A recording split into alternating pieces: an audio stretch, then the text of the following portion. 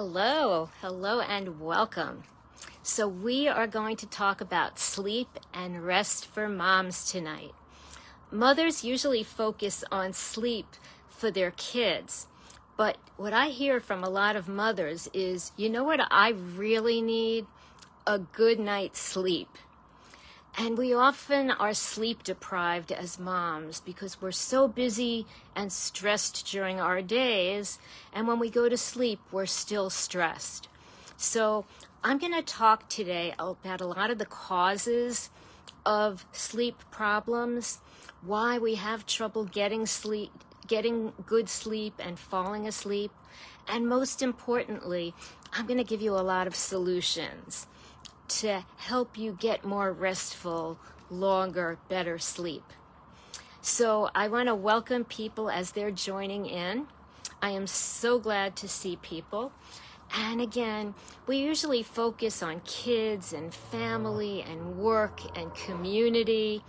And I often do talk about moms' needs. But today I'm really going to focus on you, moms. Let's talk a little bit about why it's difficult to fall asleep. So I know a lot of moms tell me it's sometimes difficult to fall asleep because you get into bed and you're just continuing your stress cycle from the day. You're thinking either about what you did or didn't get done during the day, or thinking about what you have to do tomorrow. How am I going to get everything done tomorrow? And there's a term for that when you have trouble falling asleep at night, and it's called Momsomnia. It's insomnia for moms. And again, it's because we have so much on our plate. We're handling so many things for so many people. And a lot of women, a lot of moms live in this stress cycle. And with the clients that I work with, I do talk about cutting stress, cutting it during the day and cutting it at night. So tonight, we're going to talk about some of the strategies for nighttime stress cutting. And again, we want to stop momsomnia. We want you to have good sleep. And I want to talk about another definition, another word as well. So sometimes when it's time to go to bed and you're finished doing everything you need to do for the day and you're getting ready to go to sleep, sometimes moms think something like this. You know, I've done so much during the day. I took care of the kids and the family and the car and the work, and I didn't take care of myself. Now I'm going to take care of myself. Instead of just going to sleep, laying down and going to sleep, I'm doing things for me. And they end up sitting and binge watching TV or doing games on the computer. And hours can go by. Before you know it, it's 2 or 3 in the morning. And there's a term for that also. It's called revenge bedtime procrastination or sleep procrastination. And I can understand the thought process behind it. And in fact, we have done so much for so many people, so many others during our daytime. And we want that instinctive feeling like, I want time for me. But you shouldn't steal time from sleep time, because sleep is so important. Sleep is the time when our bodies heal and repair. There are so many things that go on at night when we sleep to heal the body. And it's really important to give yourself that time to sleep, because sleep deprivation is associated with increased stress and anxiety and difficulty focusing during the day because you're tired, difficulty thinking, making decisions.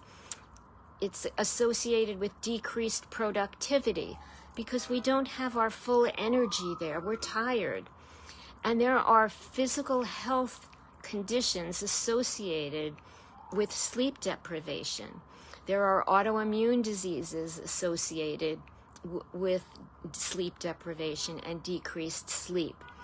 There are lots of physical conditions. There are risks for heart disease and high blood pressure and diabetes in people who don't sleep well, who don't get enough sleep.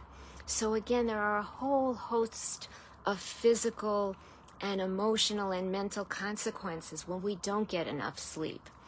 So again, for those of you who might have tuned in a little bit late, I want to start again with our topic and remind you that very often in our group, we talk about work-life balance, or what we need to do to take care of our kids or family or community. But today, I'm taking care of you. I'm taking care of moms. And I want to talk about if you have trouble falling asleep at night, if you feel like you're continuing that stress cycle when you go in and lay down and put your head on the pillow, what to do. So if you do experience momsomnia, or if you experience what we talked about, bedtime procrastination, I want to talk about some things you can and you should do. First, I want to make sure that you know to drop the guilt for sleep. Don't feel that sleep is extra for you, or it's selfish for you to rest or sleep, or that it's extraneous or extra, or it's a luxury, or that it's not important. Sleep is very important. It's not an option. It's important for our mind, our body, and our soul.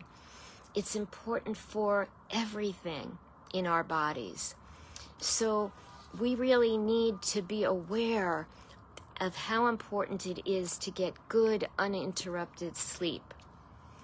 So I wanted to mention to you, we're very aware of how to help our kids get to sleep, right? And how to help them wind down at the end of their day. So they have bath time and they get into their pajamas, and then we dim the lights and read a book. So we're really helping them wind down and go to sleep. And we have a bedtime routine. And I want to suggest that a bedtime routine can help you too, so that you help wind down before you get into bed and you're still thinking of your stressed thoughts when you get into bed. But you should also have a routine. You go to the bathroom and get washed up, put on your nightgown or pajamas, and start thinking restful thoughts. Take that stress off of your mind. You're getting ready for bed. Take some deep breaths and maybe read a relaxing book yourself, or listen to some soft, soothing music. We want to do a lot of things to prepare for sleep, so I'm going to mention a bunch of things that you can do. So make sure that you don't have a big meal before you go to sleep, because digestion, the process of digestion, can really interfere with rest. So, and also don't be on your screens or devices for at least an hour before bedtime. We say that about kids because blue light rays interfere with sleep. So we want you to avoid screen time at least an hour before sleep too. We want to make sure you avoid caffeine before bedtime.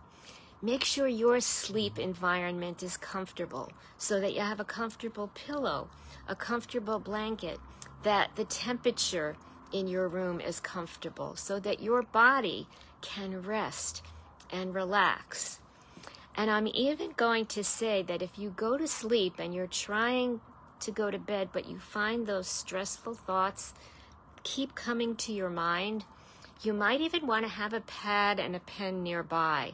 And instead of keeping the stress on your mind, just write it down, take it off your mind, and put it on paper. And sometimes that helps the clients that I work with get the stress off of their mind. Again, we want to take the stress, put it somewhere else. We want to rest and relax and do perhaps some deep breathing or some visualization. I know that I sometimes help my clients think of some good visualizations. Where's a place you've been that you really can think of in your mind? What did it look like? What did it feel like? What did it smell like there?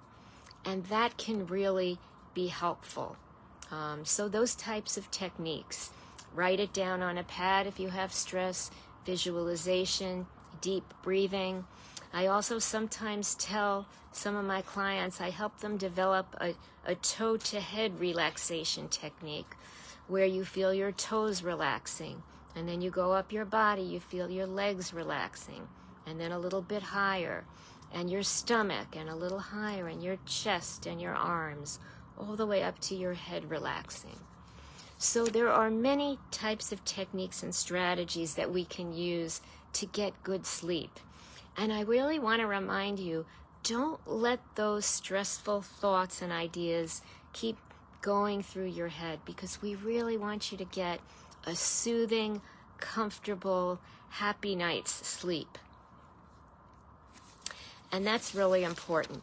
So we've talked about a lot of the techniques that you can use to wind down, which is really important.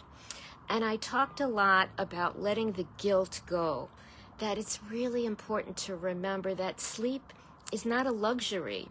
Sleep is not something extra. It's really important. We heal, our bodies repair. It's important for our immune systems. So again, if you'd like any further support on this issue, on getting sleep for you, or on getting sleep for your kids, or screen time for you or your kids, or work-life balance, or helping your kids through a particular milestone or issue, or working on a relationship with a family member or a partner or a spouse, your kids, or any work issues, remember that I am always here for you. I will be here during the week putting new posts in our group that I hope you will find helpful, and feel free to comment on them. And I will be back again next week at the same time with another really important topic. I think, and I looked ahead, and I don't usually tell the topic, but I think I'm going to be talking a little bit about motivation, and when you have some difficult projects or some challenges or issues, how to help yourself get through them so that you can get through peacefully, calmly, and most importantly, successfully, to get done whatever it is you might be having some trouble or issues with. So I see Eileen is with us, and Eileen says, yes, sleep and having a good rest is important, especially for mothers. Yes, thank you, Eileen, especially for mothers, because we need to be prepared for our next day. We have so many people that we take care of. We need to be well rested and calm and healthy and soothed. So I hope that you've taken some strategies with you from tonight, and that you know that this is your home for empowerment, whether it's for your kids, your home, your work, your family, or you. You can always find some strength and strategies for empowerment here. So I am so delighted to have you all here with me tonight. I am looking forward to seeing you in the group during the week, and back here again next week at this same time. Let's talk again soon.